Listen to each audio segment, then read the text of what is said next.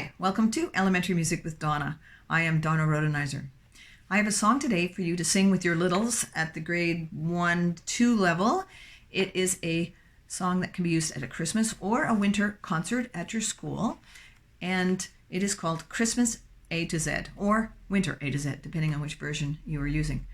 When I wrote this song for my students, I was thinking this will be great. There's a simple melody. They already know it. They will not have to learn something new leading into the busy Christmas season.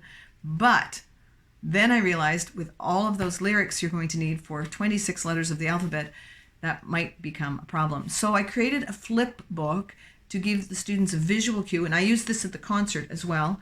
And so when I'm singing, I actually have A, sing an alphabet for Christmas Day, B for bells on Santa's sleigh, C for comet flying high, pulling Santa across the sky, D for dolls and drums and toys, E for every girl and boy, and so on. So you can easily flip that. Those are binder rings at the top, and it just flips over. This is kind of floppy. I just used regular paper. If I were going to redo this, you can learn from my mistakes and my experience, I would use cardstock. It's just easier to flip, and it's not so floppy. You can also use just cardstock. Don't bother with the rings at all and just use them like flashcards and then flip them down. They've sung it, you flip it down, just put it on a music stand or something close by, and that's easy as well.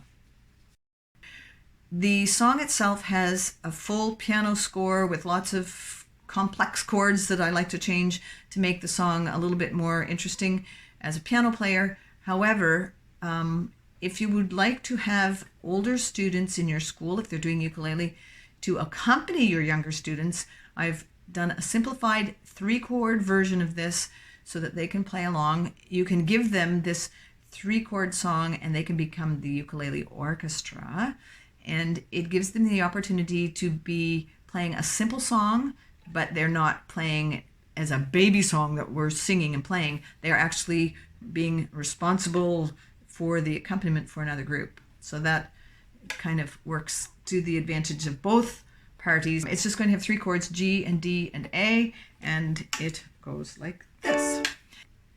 A, sing an alphabet for Christmas Day. B for bells on Santa's sleigh. C for comet flying high, pulling Santa across the sky. D for dolls and drums and toys. E for every girl and boy, and so on. The winter lyrics are, and I'll just do a few of them. A, sing an alphabet this winter day. B for boys and girls at play. C for crackly, crunchy snow. D for 10 degrees below. E for extra gear we wear to keep out the winter air. F for freezing feet and toes. G for giant drifts of snow. H for hats and scarves and mitts, passed on down when they don't fit.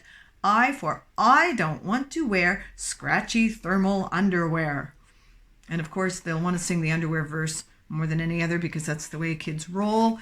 There are breaks between each of the groupings of letters, so there's 5 verses or 6, whatever it takes to do 26 letters.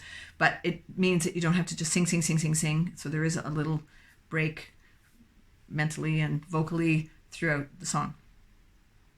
If you want to add props, just be aware that props sometimes detract from the singing. So if they're trying to remember the song and all those lyrics, you may not want to do this. But if they're going great job with all of that and you want to add props, you can have students holding up letters, which if you have more than 26 students, you can do double letters of different things. You can also have the letters drawn on cards. If you use cards, you will realize, of course, that someone's going to hold their card upside down. With the littles, there's a little bit of concert leeway there because they're still young and they're still cute. The audience will love whatever they're doing, and so don't stress too much about that. You can actually put the letter on the back as well as on the front so they can see what they're doing when they're holding it up, which might help them keep it right side up. I don't know, but I wouldn't stress over that too much. In addition to the song itself, I want to talk just for a moment about presentation, staging of this song. You are singing the song with younger students and probably in a school gym or an auditorium, and their voices are little and that space is big. So here is a suggestion for you. That is, combine your younger classes into larger groups. This has the advantage of being able to increase the volume of those singers without having somebody say, sing loud, which is so totally against everything that we are trying to teach our young singers in the music classroom or vocal studio when they're just learning to use their vocal instrument. So you want them to be able to sing in their light and soft, developing children's voices, and you don't want them to sing and yell and injure their instrument in order to be able to be heard at a concert. So I combine 3 classes of my young students. So I will have 60 kids standing on my stage, and then that helps alleviate that volume issue. You can put standing mics up. Those work minimally well, I find. I still don't find that makes a very big difference with these young voices. The voices are so light that they don't even reach those standing mics. So doing more singers so they can all sing properly and still be heard is a great strategy, and hopefully will help that volume issue at your concert. The other issue that helps solve for me, I had a student body of 420 to 450 students. Lots and lots of students need to be on the stage, and I didn't want to have a long concert. So every grade, I doubled up the classes so that I had only 8 or 9 different performances that needed to take place. The students came on, they sang, they went off, the parents got their picture, everybody got to hear them do something, and my concerts were between 45 and 55 minutes long with 450 students. And I had handbell groups, and I had a choir, and I had grades primary or kindergarten to grade 6 all performing. You can use narrations and scripts if you like. It does extend your concert and make it long. I did that for many, many years.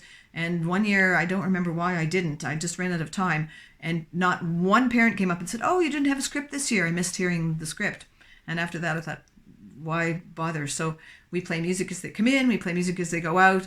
And it's quick and easy. And there's not any need for microphones or teaching children narrations. However, I do have narrations in my teaching tips if you want to go that route.